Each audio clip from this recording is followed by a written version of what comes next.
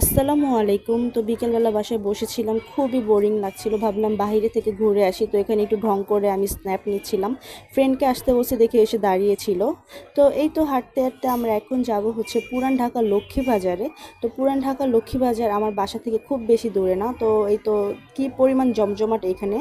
তো দেখলাম রাস্তার পাশে এরকম গরম গরম চিতই পিঠা বিক্রি করছিল। তো সাথে অনেক রকমের ভর্তাও ছিল। তো দেখে ভাবলাম যে গরম গরম একটু পিঠা টেস্ট করে দেখি ভর্তা দিয়ে। খুবই ভালো লাগছিল, ভর্তাগুলোও খুব টেস্ট ছিল।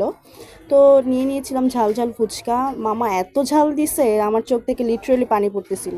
তারপর নিয়েছিলাম ঠান্ডা ঠান্ডা শরবত, ভাবলাম ফুচকা খাওয়ার পর এটাই আমার জন্য বেস্ট হবে।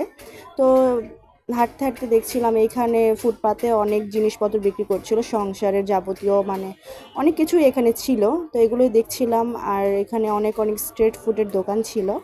তো এই তো এখন বাসায় চলে যাব। টাটা, আল্লাহ হাফেজ।